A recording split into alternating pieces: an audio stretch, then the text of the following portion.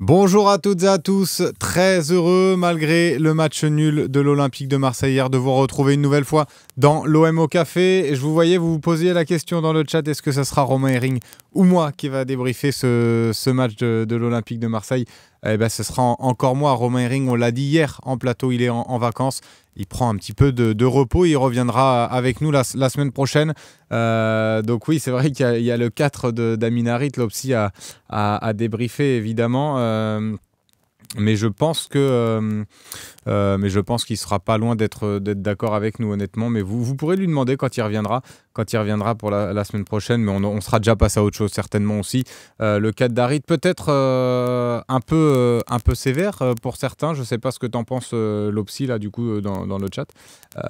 Mais voilà, mais on va en reparler tranquillement. On va rentrer tout doucement dedans. Déjà on va prendre le temps de se saluer. Je vous vois là vous connecter gentiment. Voilà, ça y est, ça se connecte plutôt en nombre. Salut à Kid Rémi, salut à Saona, Pascal Blue également, Marseillais 13. Voilà, c'est dur ce soir, c'est dur. C'était dur hier soir surtout, c'est dur ce matin. Une nouvelle fois, donc voilà, il va falloir débriefer quand même ce match-là, mais la saison ne veut pas tourner en notre faveur malheureusement. Matin et soir, il y a Slim, nous dit Samy. Ouais, c'est vrai que vous me voyez beaucoup en ce moment, mais dès demain, vous allez me voir ce soir encore une fois en plus, et dès demain, ça y est, on va passer à autre chose. Et vous pourrez voir un autre visage dans l'OM au café. Ça sera pas mal pour vous de voir aussi de nouvelles têtes. Donc voilà, mais en plus, je me suis refait un petit peu le match de l'OM ce matin. Il y a quand même malgré tout, alors c'est dur hein, à dire, mais il y a malgré tout du positif, je trouve, à tirer de ce match-là, en vue des échéances, surtout de l'échéance Atalanta-Bergame. Et voilà, donc mais on va en reparler tout doucement. Là, je vais essayer de prendre vos messages aussi ce matin. Bonjour, ce matin, mal à la tête après ce match GBB-OM. Je suis le seul à ne pas avoir compris le carton rouge et j'espère que tu vas bien, Zaigo FC. Alors, on peut commencer là-dessus si vous voulez. Moi non, t'es pas le seul, honnêtement, tu n'es pas le seul à ne pas comprendre le carton rouge. Moi-même, je l'ai pas compris. Pour moi, il y a pas la deuxième faute de Moumbagna. Pour moi, il y a faute de Moumbagna. Il est en retard. Et il bouscule quand même, je ne sais plus qui c'était, Mendy. Il bouscule Mendy et pour moi il y a faute. Tout ça, le débat n'est pas là. Le débat est sur le carton jaune et le carton jaune est extrêmement sévère et je dirais même injuste. Parce qu'à aucun moment il va toucher la cheville de Mendy. Alors Mendy a bien joué le coup. La pression aussi du staff niçois a joué son rôle. Mais je suis désolé, avec aujourd'hui la VAR à disposition, on aurait très bien pu l'appeler et lui dire non, il n'y a pas carton jaune. Donc ça a été une grosse erreur qui a été pour moi compensée par le penalty en seconde période, parce que le penalty est quand même généreux. Alors, bien sûr, dans la continuité de son geste, Rosario, il me semble, touche après la cheville de Balerdi. Et pour moi, ça c'est pas des fautes qui se sifflent. Alors, c'est vrai qu'on en a vu des fautes sifflées comme ça, que ce soit au milieu de terrain, même dans la surface. Mais pour moi, il y a pas penalty non plus. Donc là, il y a eu compensation. Mais toujours est-il qu'on a quand même fait le reste du match à 10 contre 11. Alors on ne sait pas si à 11 contre 11, on aurait pu faire mieux. On aurait peut-être sûrement aussi encaissé le deuxième but.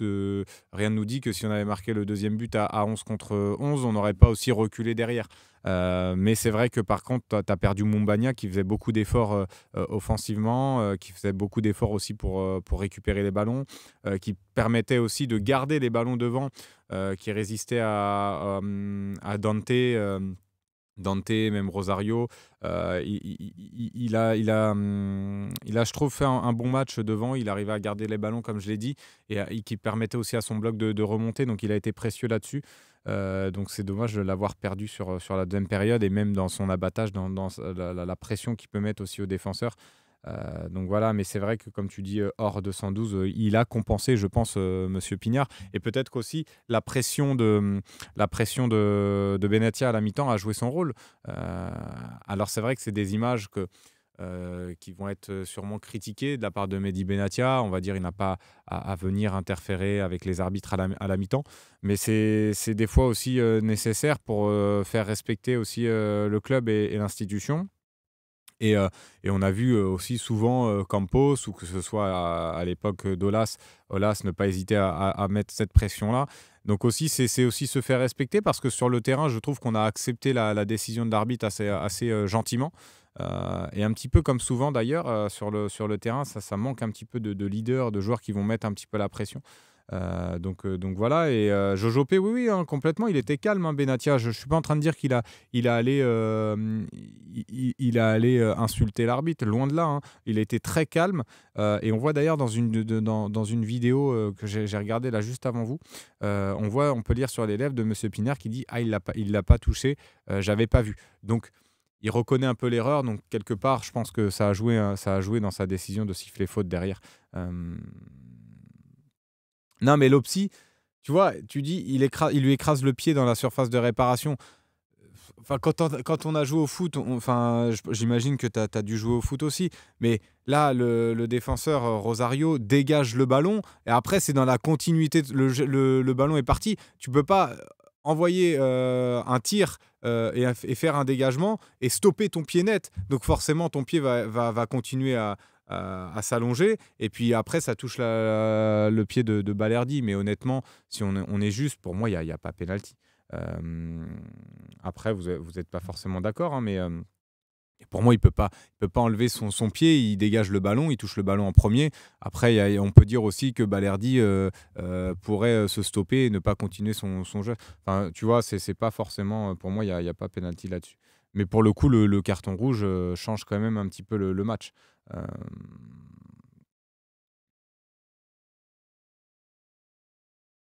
Tiens, encore le géniteur 48 qui nous dit: «Finalement, on découvre pas que cette équipe est moisie hier soir. Aucune surprise».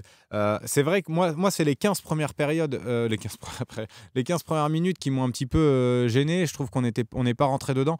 Après, une fois qu'on a encaissé le but, je trouve qu'on s'est remis en selle, et puis on a pris le dessus sur cette équipe, niçoise, donc ils voyaient plus forcément le jour. Surtout après l'occasion de Mofi ratée là sur le centre de Mohamed Ali Chaud ou Boga, je ne sais plus. Mais et Mofi rate sa reprise et ça file à côté. Après, on s'est repris, et je trouve que je trouve qu'à 11 contre 11, on avait vraiment le dessus sur Nice. Et même à 10 contre 11, en deuxième période, honnêtement, moi j'ai vu un beau visage de l'Olympique de Marseille. Alors certes, quand on a remarqué, on a reculé un petit peu. Je pense qu'on aurait pu garder un peu plus les ballons. Il y a eu quelques erreurs, mais ça se joue à rien sur des détails. Et les plus grosses occasions, finalement, c'est nous qui les avons. Avec l'occasion de NDI, même la situation de tir derrière d'NDI et l'occasion d'Aubameyang à la fin qui nous a fait faire des cauchemars certainement et qui nous a empêchés de dormir. Euh, Nicolas 171, faut enlever la VAR à tous les matchs. À tous les matchs, il y a des sujets. Faut retrouver le foot d'avant. Mais je pense en fait, si la VAR est là en plus pour éviter les injustices, mais j'ai l'impression qu'en fait, des fois, elle est mal utilisée et ça reste en fait toujours de l'interprétation. Euh, donc la VAR est quand même parfois utile, honnêtement, on va pas se mentir. La VAR peut être utile des fois pour aider l'arbitre par exemple, une faute qu'il n'a pas vue ou, je sais pas, moi, un coup de coude au milieu de terrain, une bagarre qu'il n'a pas vue, ça va aider à expulser un joueur ou autre. Là, je vous donne cet exemple-là, je ne sais pas pourquoi, mais ça peut aider parfois les arbitres, mais il faut qu'elles soient un peu mieux utilisées. Il y a aussi sur les hors-jeux, ça peut aider, mais c'est pareil. Des fois, je trouve qu'il y a des hors-jeux qui sont sifflés. Ça dénature un petit peu le jeu. Donc c'est vrai que c'est une question qu'il faut se poser. Moi, je suis quand même pour, honnêtement, la VAR, comme la goal line, parce que ça évite certains scandales. Mais pour le coup, c'est l'utilisation et peut-être la formation aussi des arbitres qu'il faut revoir derrière, plus que la VAR en fait en elle-même. Euh,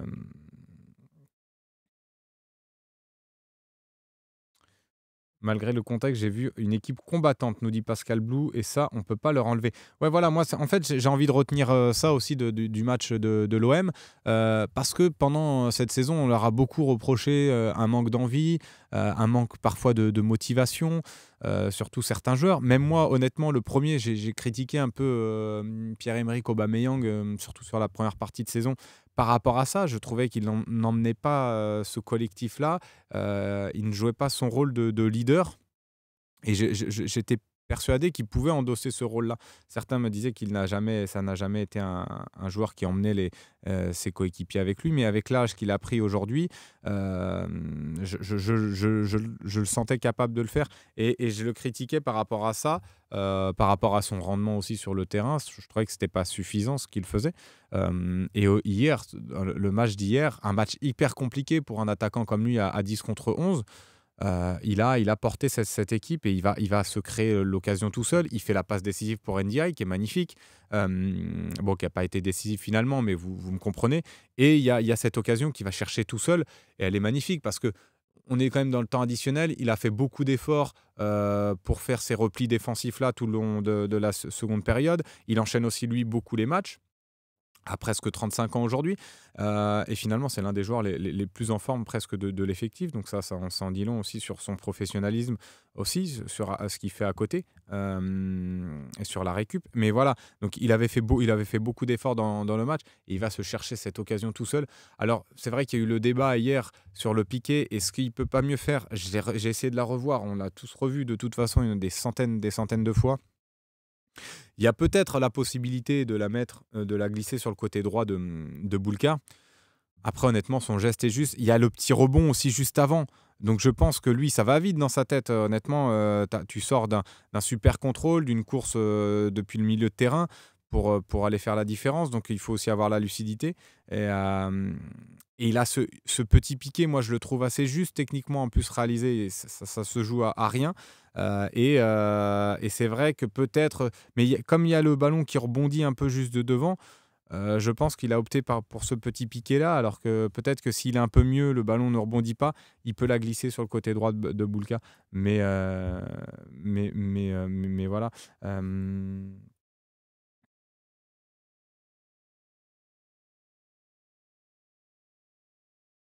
Euh, Brunson, j'ai pas compris ton message par rapport à qui de qui tu parles. Tu parles d'Aubameyang ou d'un autre joueur?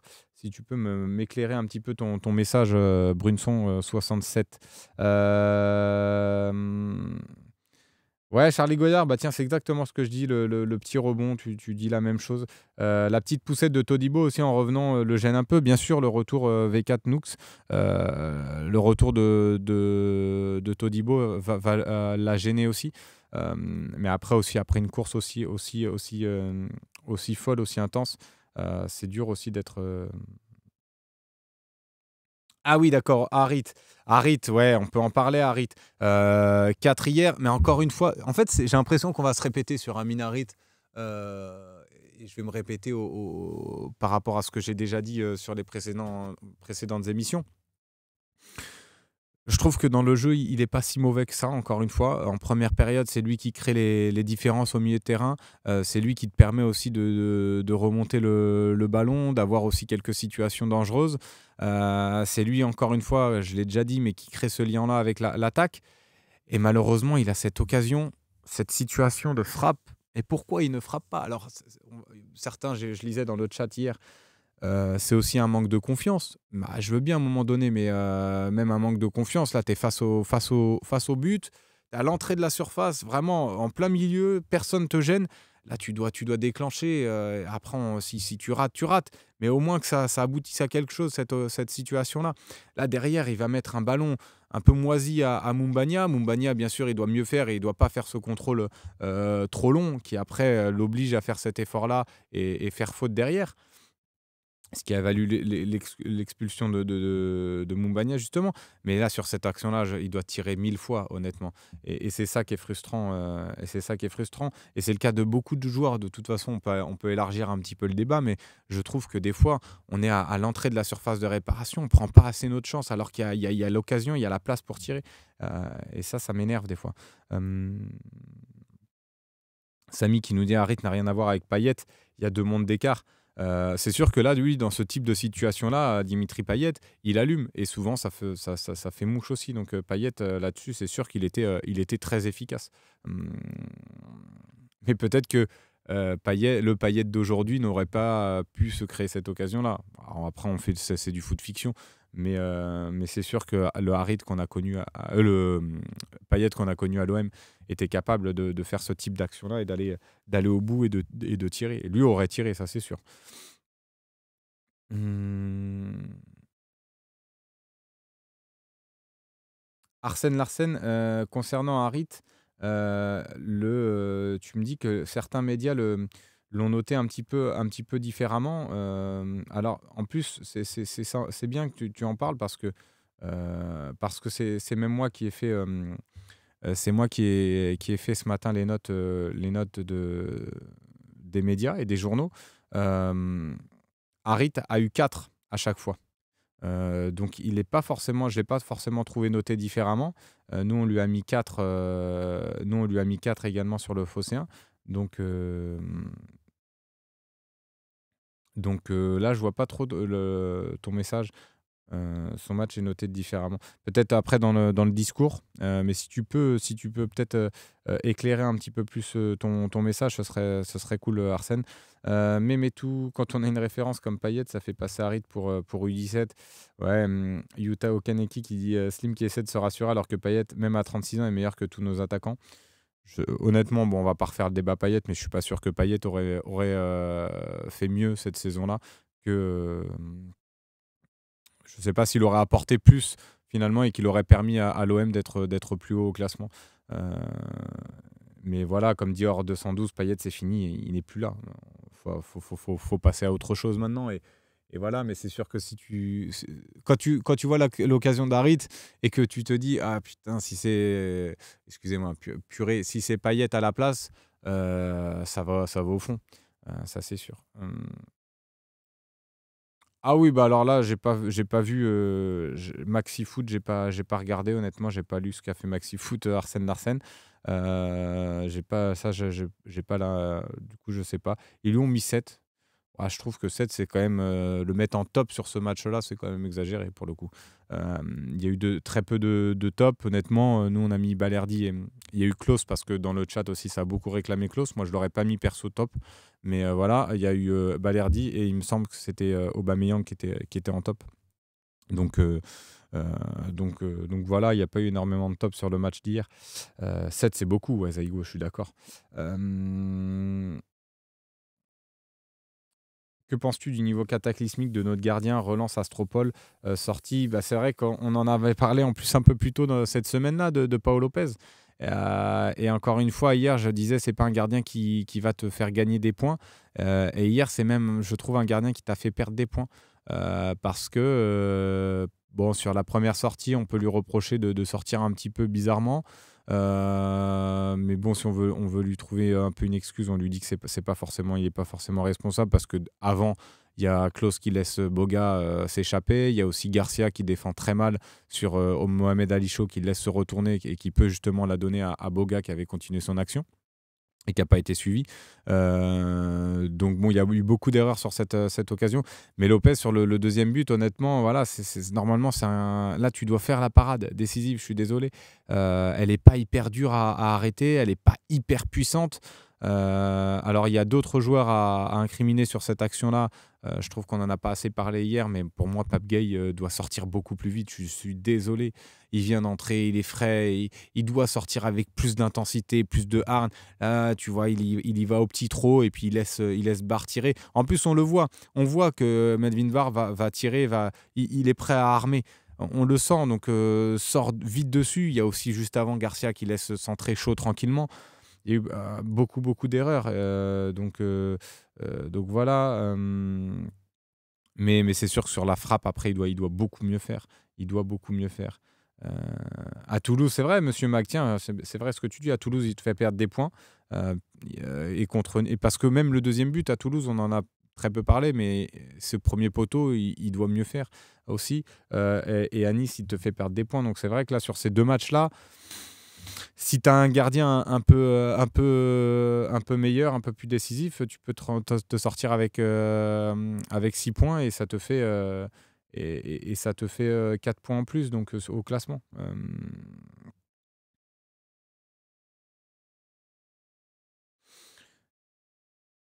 Polichette, ouais, peut-être qu'il a pas vu partir le ballon. Ouais, mais même honnêtement, la frappe, elle est pas très compliquée à arrêter. En plus, on le voit sur le super ralenti. Alors après, c'est au ralenti, donc ça va un peu plus vite à vitesse réelle. Euh, mais le ballon est pas loin de sa main et je trouve qu'il a pas l'allonge assez grande pour l'arrêter. Will, 68, et bah ouais, même Bemba manque derrière. C'était ça, moi. En plus, on en parlait hier. Mais moi, c'est ça mon inquiétude, c'est qu'avec Chancel Mbemba, tu es quand même plus sûr derrière. Alors, je trouve pas qu'on ait concédé énormément de situations, mais il y a quand même en première période, je trouve que Gigot, même si je trouve qu'il a fait un meilleur match que ses dernières sorties, euh, il fait pas le poids avec Chancel Mbemba. Donc voilà, il y a un moment, cette sortie, je ne sais pas pourquoi il va presque presser au milieu de terrain et il laisse dans son dos un espace, et un espace béant. Et il y a des fois, il y a des situations où Gigot, j'ai du mal à comprendre comment il défend. Donc il n'est pas forcément hyper rassurant, mais c'est sûr que Chancel Mbemba, il me manque. Et j'ai vraiment espoir de l'avoir pour l'aller et le retour, les deux matchs. Moi, j'ai pas envie de l'avoir pour un des deux matchs, j'ai envie de l'avoir pour les deux, donc j'espère vraiment que c'est pas trop grave. Il va falloir aussi que le club communique un peu mieux, qu'on soit plus informé de ces blessures-là, parce que on a aussi besoin de savoir. Donc Chancel Mbemba, là, pour l'instant, il n'est pas de retour, il sera pas de retour contre Lens. Pour moi, il faut pas le faire jouer contre Lens et il faut le laisser être prêt là pour le match aller contre l'Atalanta Bergame. Euh, Samy, Klose aurait dû jouer à gauche et Murillo à droite. J'ai pas compris pourquoi Gasset a fait ça. Pourquoi il a fait ça, Gasset? Parce que Murillo revient de 3 mois de blessure, qu'il a enchaîné avec Benfica et Toulouse, et qu'il a senti son joueur à l'entraînement un petit peu à court là physiquement. Donc il s'est dit, je peux pas me permettre de le perdre pour la fin de saison et surtout pour les confrontations contre l'Atalanta. Donc je ne peux pas le mettre titulaire. Donc il y a aussi une gestion du côté de Gasset sur le cas Murillo. Mais dans l'idée, à 100%, je pense qu'il aurait mis Murillo titulaire. Mais voilà pourquoi il a pas pu mettre Murillo hier dans le 11 de départ. Euh, Arsène Larsen, je trouve qu'on est trop gentil avec Ulysse Garcia. Perso, je trouve que le premier but, et il est complètement pour lui. Il défend très mal sur le premier but, mais je l'ai dit. Je l'ai dit sur le premier but. C'est impossible que Mohamed Ali Chaud se retourne. Là, tu ne peux pas défendre. Là, tu dois le bloquer, le contenir. Et en plus, c'est pas un joueur hyper puissant, Mohamed Ali Chaud. Donc, il s'est retourné avec une facilité déconcertante parce que Ulysse Garcia lui a laissé la possibilité de se retourner, parce qu'il a très mal défendu. Et sur le deuxième but, vous pouvez vous le refaire, je trouve qu'il laisse encore une fois Chaud centré. Alors après, il y a le renvoi de Murillo et la sortie tardive de Pape Gueye et l'erreur un petit peu et l'erreur même de Paul Lopez qui doit la sortir, mais au départ, tu dois sortir plus rapidement. Mais il y a beaucoup de défenseurs latéraux qui font ça, qui laissent trop facilement centrer. Moi, ça m'agace. Aussi, Klose le fait souvent aussi côté droit. Euh, Juste, il se recule au lieu de sortir sur le porteur du ballon. Euh,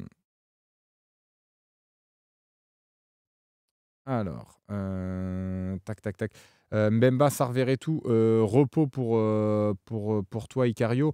Ouais, bah, Sarr, Verretou, je rajouterais même Aubameyang contre Lens.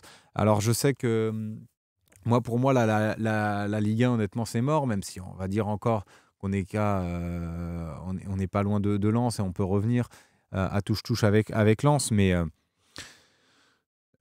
à un moment donné, là, on a essayé, entre le match de Toulouse et le match de Nice, de mettre une équipe compétitive.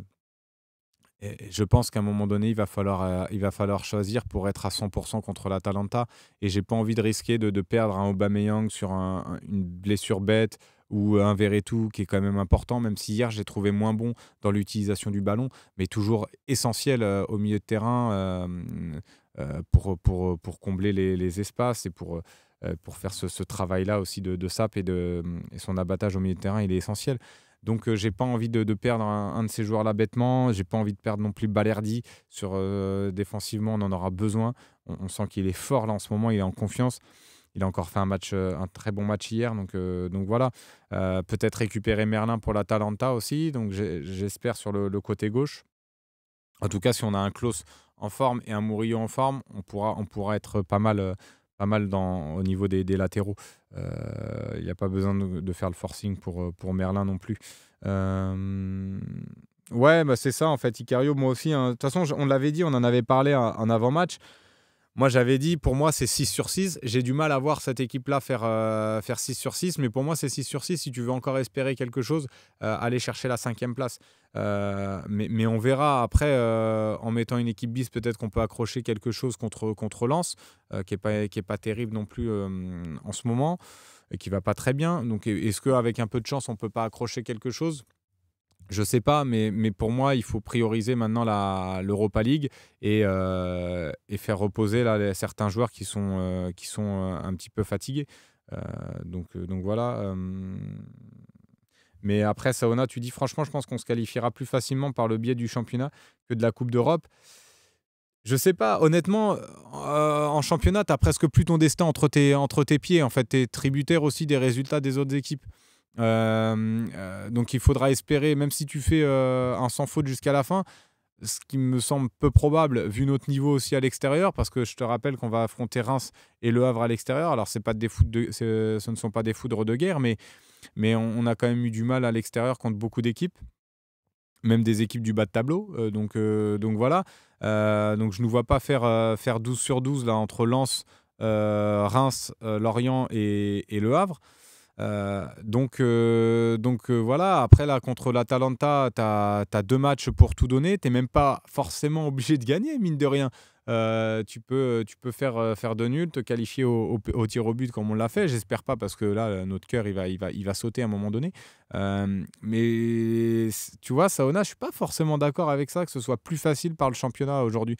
Parce que tu es tellement tributaire des autres résultats. Alors qu'en Europa League, tu as ton destin entre tes pieds. Alors que, bon, certes, l'Atalanta, ça, c'est une équipe costaud. On l'a vu hier, ils ont gagné 4-1 contre la Fiorentina.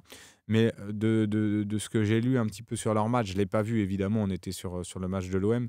Euh, Peut-être certains ont préféré regarder ce match-là, mais j'en doute. Mais euh, ils ont quand même eu du mal. Ils ont profité de l'expulsion d'un joueur de la Fiorentina pour prendre un petit peu le dessus sur la Viola. Ils menaient 2-1, ça allait aux prolongations, ils marquent 2 buts dans le temps additionnel. Et là, pareil, ils vont jouer la finale contre la Juventus Turin 3 ou 4 jours après, c'est le 15 mai, leur finale. Donc ils vont la jouer après la demi-finale retour. Donc est-ce qu'eux, ils n'auront pas peut-être la tête à ce match-là, à cette finale-là? À voir aussi dans quel sens ça va jouer cette qualification pour l'Atalanta. L'Aveyron OM, toi, tu es confiant. L'an prochain, on sera en LDC grâce à la Ligue Europa. Euh, mais après, de là, c'est sûr, de là à gagner la finale, ça sera très très dur. Parce qu'après, tu vas affronter la Fiorentina, la Roma ou l'Leverkusen. Ça reste des clubs au-dessus de nous. Même, je pense, l'Atalanta, sur la dynamique, sur la forme actuelle, c'est au-dessus de nous. Euh, mais honnêtement, en tout cas par rapport à ton message où tu dis que ça sera plus simple par le biais du championnat que par l'Europa League, je suis pas forcément d'accord là-dessus. Euh, pour Karim Watson, tout mettre sur la Ligue 1 plutôt que l'Europa League. C'est votre avis, peut-être que vous avez raison, hein, mais moi je pense que c'est peut-être plus simple d'aller en Coupe d'Europe en misant tout sur l'Europa League, honnêtement. Euh,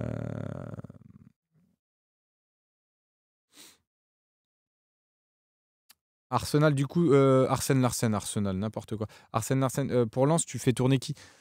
Je fais tourner qui pour Lens? Moi, je mets. C'est vrai que tu perds Mumbagna, donc, qui a été expulsé. Donc, tu l'auras pas devant. Donc, ça, c'est un point négatif. Parce que j'aurais bien aimé mettre Aubameyang sur le banc. Déjà, Mbemba ne jouera pas. Mbemba ne jouera pas. Balerdi, à la rigueur, s'il joue, mais pas le faire tout le match. Verretou, je ne veux pas le voir sur le terrain. limite Kondogbia non plus. Donc moi, je partirais sur un milieu Onana, par exemple, le milieu qu'on a pu voir euh, contre, contre Toulouse. Je voudrais revoir ces joueurs-là, Onana, Gay et Unai. Après, ouais, si tu peux en fait tenter une attaque NDI Correa. Alors, mais je vous dis, hein, vraiment, moi, pour moi, c'est maintenant il faut prioriser l'Europa League. Si tu avais gagné contre Nice, j'aurais pas eu le même discours. Là, pour moi, la Ligue 1, ça va être très compliqué, trop compliqué. Donc ouais, moi, limite Correa, une attaque Correa NDI. Pourquoi pas, pourquoi pas sur le match contre Lens. Et puis défensivement, Gigot. Et puis Gigot, après, derrière, on a qui? On a Gigot, Balerdi, peut-être le faire commencer, mais pas le faire tout le match. Et puis après, sur le côté gauche, remettre Garcia, qui ne jouera pas. Remettre Garcia qui ne jouera pas en Coupe d'Europe. Et après, latéral droit, faire une mi-temps Klose, une mi-temps Murillo. Comme ça, tu donnes un petit peu, un petit peu de chance un petit peu de rythme tu continues à donner du rythme à Klose qui avait l'air en jambes malgré tout, même si j'ai pas son match n'a pas été extraordinaire. Il marque il marque pour le coup un but extraordinaire. Mais voilà, Slim veut nous achever avec, c'est vrai qu'avec l'attaque NDI Correa, ça fait pas rêver. Il y a Luis Enrique également. L'Aveyron, tiens, tu nous parles de ta compo. Lopez, Garcia, Gigot, Onana, Murillo, Gay, Unai, Daou, NDI, Enrique, Correa. Ouais, mais moi, c'est ce que je ferais. Honnêtement, je pense pas que Gasset va faire ça. Mais voilà. C'est vrai qu'on en a pas reparlé d'NDI, mais de toute façon, moi, son occasion ratée, elle m'a agacé comme vous tous. Mais c'est pas cette occasion-là qui va me faire changer d'avis sur lui et par rapport au discours que j'ai pu tenir avant. Euh, Tiens, Nuno Tavares qui nous dit Slim, pour moi, la compo d'hier était une erreur. Perso, j'aurais bien fait tourner hier et j'aurais mis les titulaires dimanche. Ok, ben ouais, après, ouais, je sais pas. Je sais pas, ça peut être ton avis, mais je pense qu'il voulait encore espérer quelque chose avec l'OGC Nice.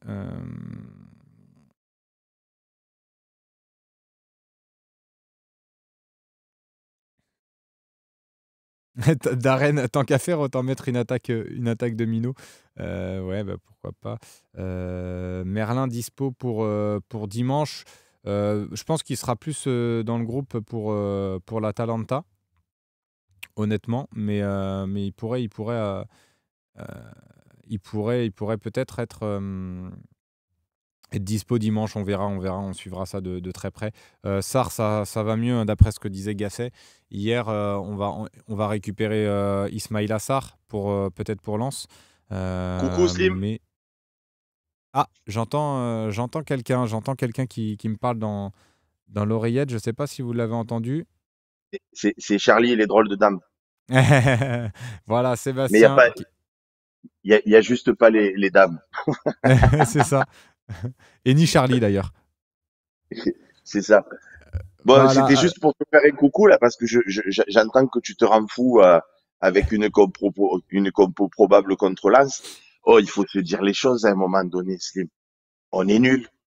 Je veux dire, moi, je suis le premier à dire, ouais, le ballon il est rond, vous allez voir. Et je le pense toujours, tu sais, je le pense toujours, comment dirais-je, en Coupe d'Europe, parce que c'est tellement magique entre guillemets la Coupe d'Europe qu'on peut se dire, ouais, sur un malentendu, mais en vérité, si on est objectif, tu te rends compte que dans cet effectif, si tu avais le seul Unai, je sais même pas pourquoi je commence par lui. Mais si tu avais le seul Unai qui était pas au niveau, tu te dirais bon, quand il joue c'est compliqué. Mais là, quand on est très objectif et très lucide, on a Unai, c'est pas bon.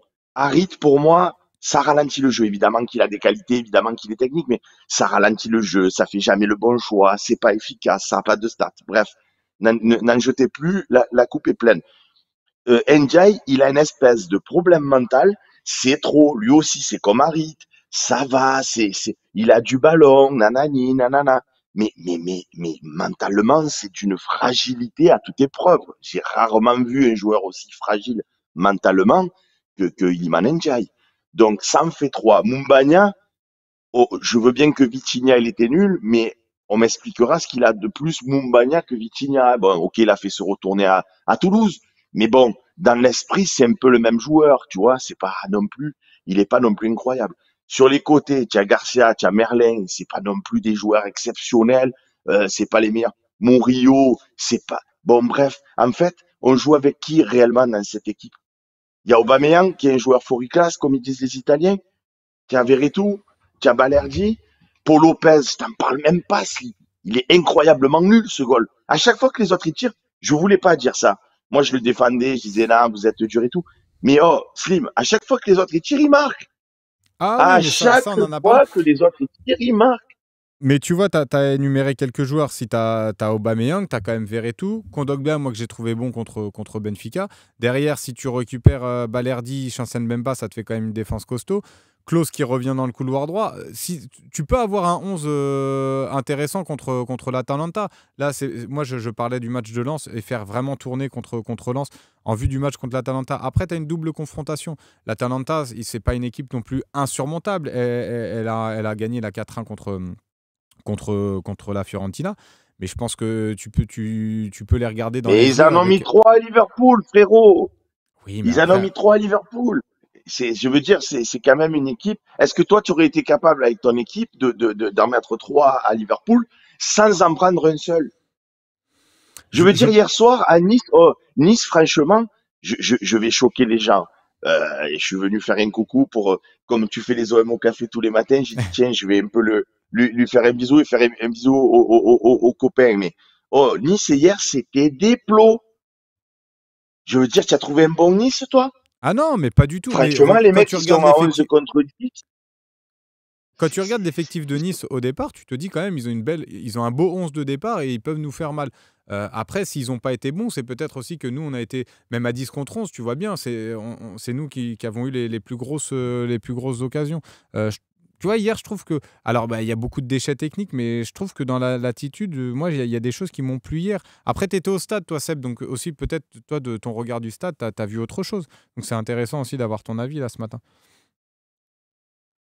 ouais, mais je veux dire, dans cette équipe, tu as trop de fragilité. Tu vois ce que je veux te dire? Tu as trop de fragilité. Franchement, quand on reprend l'équipe de Bielsa, sans aller chercher non plus les Papin, les Waddle, les Bokchik, les voleurs de la génération des vieux cons comme moi.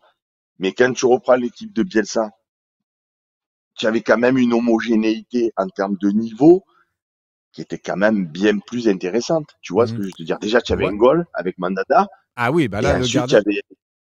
Après, quand tu tu avais 11 regardes de les départ. latéraux, est-ce que Brice Djadjedje, c'est mieux que Jonathan Klaus? Est-ce que Morel, Tous c'est les mieux jours, que Balerdi? Est-ce que Romao, c'est mieux que Kondogbia? Tu vois, après, c'est une question de collectif et d'idée aussi de jeu. Donc, je pense que Bielsa a réussi à inculquer ça à son effectif-là à l'époque. Mais je suis pas sûr que intrinsèquement l'équipe de Bielsa était au-dessus. Gignac, Aubameyang, ça, tu vois, ça se vaut. Après, bon, c'est sûr que t'avais Payet. Là, pour le coup, le Payet de Bielsa est largement au-dessus de Harit, par exemple. Donc voilà. Honnêtement, moi, je pense que sur une double confrontation, bien sûr, dans la continuité, on l'a vu cette saison-là, on n'est pas capable d'enchaîner les bonnes prestations. Mais sur deux matchs coup près comme ça, je pense qu'on est capable de faire mal à l'Atalanta. En tout cas, moi, pour le coup, sur l'Europa League, je crois aller en. Et je pense qu'on a des chances, nos chances et pour aller tout en le finale. monde croit. Moi aussi, je vais pas changer je suis pas une girouette, je vais pas changer d'avis toutes les 24 heures. Évidemment que moi aussi, je pense qu'on peut se qualifier contre l'Atalanta. Ce que je veux te dire, c'est que l'année prochaine, le chantier, il est encore colossal. Moi, je veux pas repartir. Tu sais, Deschamps, il disait, il faut changer 30% de ton effectif, que tu gagnes ou que tu perdes, pour redonner du souffle, de l'envie, de l'allant. Il faut que tu changes 30% de ton effectif. Mais nous, c'est pas 30%. Si on veut avoir l'année prochaine un effectif cohérent, que ce soit pour jouer l'Europa League, si on a la chance de l'accrocher à la faveur des résultats de Ligue 1, etc. Mais il faut en changer plein dans cette équipe. Encore une fois, Hmm. quand on s'appelle l'Olympique de Marseille, Je veux dire, le goal qu'on a, il est pas digne de l'Olympique de Marseille. Et alors que j'adore le mec en termes de mentalité, en termes de gentillesse, en termes Ouais. d'humanité. Franchement, Paul Lopez, c'est un super mec. Mm. Mais c'est pas un goal. Oh, le but, le deuxième but qu'il prend encore niçois hier, le Mm. mec, il a tiré de 1555 mètres. Oh, le temps qu'il fasse 3 pas sur le côté, le temps qu'il se détende, le temps que ci, le temps que là. Et tu as l'impression que le mec, il peut tirer des 6 mètres adverses et le temps qu'il va réagir, c'est trop ce goal. Putain, Ouais, il non, fait mais c'est jamais un grave. exploit, quoi, tu vois. Mm. Alors des fois il fait des matchs comme contre Benfica ou d'un coup c'est Batman, il sort tout, tu sais pas pourquoi il est on fire, mais sinon le reste du temps, putain, c'est dur, quoi, c'est dur. Donc lui, il faudra le changer, c'est sûr. Klaus, il est en fin de contrat, donc même s'il est international, même si hier il a fait une super prestation, il est en dents de scie aussi, donc vraisemblablement qu'il faudra le changer. Gigot, moi je suis pas non plus totalement convaincu. C'est un bon joueur, mais voilà, moi évidemment comme tout le monde, on préfère des Balerdi, on préfère des Mbemba. Euh, Même Meïté, moi je l'ai trouvé intéressant à chaque prestation. Bon, tu me Mm. diras franchement, si l'année prochaine un de tes plus mauvais joueurs, c'est Gigot, là oui, tu vois ce que je veux te dire. Ouais, ouais, Si ouais, non, mais Gigot, oui. c'est ton point faible à l'OM, tu te dis, bon, si mon point faible, c'est Gigot, même si tu peux avoir mieux, puisqu'encore une fois, quand tu connais Mbemba et Balerdi, tu es plus rassuré qu'avec Gigot, mais si ton point faible, c'est Gigot, je prends. Mais là, une fois qu'on a dit ça, après à gauche, Merlin, j'aime bien, parce qu'il se bat, il est tout, mais tu vois qu'il a quand même des lacunes. Alors, il est jeune, il faudra lui laisser le temps, toujours le même discours. Après Garcia, Murillo, c'est des remplaçants. À la limite, pourquoi pas dans la rotation? Mais après, devant, c'est le chantier, il est abyssal, quoi, tu vois. À Mm. part Sarr et Aubameyang, c'est, c'est, c'est, c'est dur. Donc, du coup, je me dis, ouais, putain, tu vois, moi, je me projette, si tu veux, Slim, encore plus loin que Lens et que la fin de championnat. Je me dis, waouh, quand je vois cette équipe, Benassia et Longoria, ils ont du pain sur la planche. Si on veut avoir un 11 compétitif et au-delà d'un 11, comme le disait Bernard Tapie, un groupe, parce qu'une valeur, la valeur d'un effectif, comme il le répétait, tu le vois à tes plus mauvais joueurs sur le banc. Quand tes plus mauvais joueurs sur le banc, c'est Gigot, par exemple, tu vois, tu peux te dire ouais, franchement, j'ai un bel effectif. Mais là, quand tu prends tes joueurs sur le banc, c'est dur, c'est dur, c'est dur. Mm. Oh, Mais Léo bah après, il y aura le Nani, choix du coach aussi qui sera important pour la saison prochaine et qui va dicter aussi beaucoup de choses. Et s'il y a une qualification en Coupe d'Europe, parce que là, après, s'il n'y a pas de qualification pour la Coupe d'Europe, ça va être plus compliqué aussi de faire une équipe compétitive. Parce que financièrement, tu auras besoin de revenus aussi. ah ouais, ouais. Donc c'est dur parce que cette saison, Slim, on a l'impression que c'est la saison des rendez-vous manqués, quoi. Oh, moi, je vous vois, je vous entends, et même quand je participais avec vous, on se disait le prochain match, franchement, si on le gagne, ça peut être le tournant. Le prochain match, franchement, si on le gagne, ça peut être le tournant. Et en Coupe d'Europe, on l'a fait. On a été présent dans ces rendez-vous où on disait ouais, on peut le faire, etc. Mais un championnat, oh, tu te rends compte, à chaque match qu'on a dit, si on le fait, on se remet bien, si on le fait, on se remet bien, et on l'a jamais fait, quoi. Waouh, c'est trop, quoi. Mm. Ouais, c'est sûr que bon, c'est dur d'avoir des motifs d'espoir dans cette fin de saison-là, mais il faut essayer. Je me rappelle, avant le match contre Benfica, tu étais hyper enthousiaste, donc j'espère faire un OM au café avant le match de l'Atalanta et tu reviendras mettre un message un petit peu dans notre chat pour Non, mais je te remobiliser dis, tout le monde. Steve, cette équipe, la seule chose qui fait plaisir à voir, et on l'a encore vu hier au stade, cette équipe, elle a du cœur. Que ça fasse plaisir aux gens ou que ça fasse pas plaisir aux gens, qu'ils soient d'accord ou qu'ils soient pas d'accord, la réalité, et quand on est au stade, on le voit bien, la réalité, c'est que cette équipe a du cœur. Voilà. C'est les mecs Mm. qui, même s'ils sont pas forcément bons, au moins ils se battent, ils sont là, on l'a vu hier à 10 contre 11. Donc, une équipe qui a du cœur, elle peut toujours, et puis il y a un joueur, encore une fois, exceptionnel à la personne d'Aubameyang. Hier, l'action qu'il fait, moi, quand je vous entends parler à la troisième mi-temps, j'ai regardé en replay, oui, la maladresse, pas la maladresse. Autant au match aller contre Nice, je trouve que son tête-à-tête, il est très, très mal géré, qui tire sur le poteau. Autant hier, franchement, oh, on est au bout du match, le mec Mm. il enchaîne, il a une fatigue incroyable, on va le rincer ce joueur, je veux dire, à 34 ans, on compte sur lui, etc. Le mec, bim, il part tout seul de la gauche, il fait son crochet, il va au centre, il a la lucidité justement de ne pas tirer comme un bourrin, de faire ce petit piqué. Le ballon, quand il a décollé, qu'il est passé par-dessus le portier niçois, j'étais sûr qu'il allait replonger, rentrer dans les cages. Après, c'est Ah, pas voilà, arrêté ouais. de monter. J'ai dit, mais il va où? C'est pas possible. Il a pris la barre, et puis tu te rends compte de la malchance de pas taper le dessous de la barre pour que ça rentre dans les cages. Non, il est allé taper la barre pour que ça ressorte. Je veux dire, il est maudit. Sur cette action, il est maudit. Il n'y a pas de maladresse. Il Mm. fait tout bien. Après, ça s'appelle la réussite. Parce que, pardon, je bouffe du City à gogo. Haaland, des occasions à 1 contre 1, il en manque des tonnes. Il faut pas aller chercher midi à 14h. Regarde Kevin De Bruyne contre le Real, quand il y a cette passe en retrait au match retour à City, il tire dans les tribunes. Donc, tous les plus grands joueurs au monde, il manque des actions. Mais là, c'est même pas une action manquée.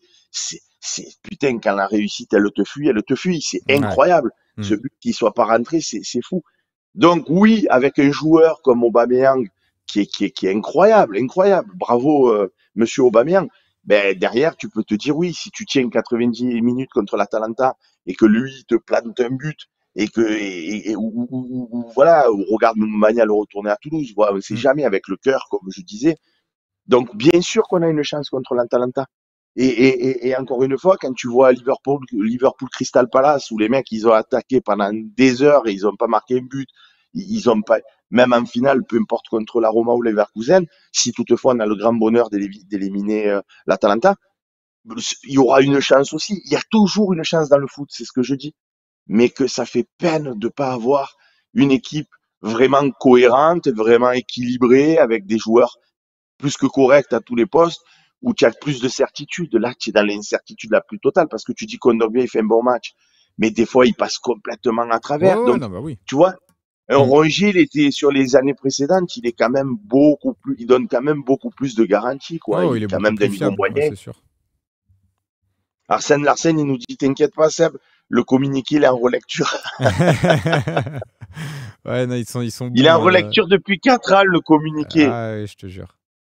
Non, mais en tout cas, bon, on verra, hein, on verra. C'est vrai que 17 poteaux, Casa bien frais, t'as raison. On a touché cette saison en Ligue 1 17 fois les montants. Donc c'est quand même aussi, quand Romain Herring parlait de saison noire ou saison qui ne veut pas tourner, là aussi, ça vient un petit peu corréler tout ça. Brunson qui dit Slim qui arrive plus à en placer une. Non, mais je laisse Seb parler parce que ça fait plaisir aussi de l'avoir là dans l'OM au café. J'en ai fait beaucoup là depuis le début de la semaine, donc je pense que vous m'avez assez entendu comme ça. Mais c'était bien d'avoir l'avis de Seb. Je sais pas si tu es encore avec nous, Seb. Ah ben oui, je suis là, je suis là. Eh ben, s'il est toujours là. Non, mais voilà, je pense qu'on a fait un petit peu le tour de ce débrief. Là, en plus, il est 11h47. Seb ronge son frein sur le banc, il nous dit hors 212. Mais il y en a beaucoup qui sont quand même d'accord avec ton message, hein, avec ce que tu nous disais, Seb, parce que là, je vois Bubur, il a totalement raison. Vous vous plaignez pas, sinon on rappelle Riolo, nous dit Samba Tapi. On les reproche pour nous, mais c'est vrai ouais, les poteaux, on les a beaucoup touchés cette saison aux gens du 43. Non, mais voilà, je pense qu'on a fait un petit peu le tour ce matin. Merci Seb d'être intervenu dans l'émission. Ça faisait plaisir de t'entendre. On se retrouve en plus ce soir, on va le débriefer à nouveau ce soir, le match olympique de Marseille au GC Nice. On va se faire un peu de mal. Je vais vous donner un petit peu le plateau pour le talk de ce soir. Nordine Ali Saïd, il sera avec nous à nouveau. Sylvain Souvestre, qui est maire du 11e et 12e arrondissement de Marseille. Et Hichem Khoury. Voilà pour le beau plateau ce soir du talk. Donc ça va être sympa. On va prendre le temps de redébriefer ce match-là, de rentrer aussi dans le match de OM Lens parce qu'il sera malgré tout important et on va le suivre en tant que supporter de l'OM. Il sera dimanche à 21h. Donc voilà. En attendant, restez connectés sur lefosséen.fr et puis on se dit à ce soir. Ciao, ciao.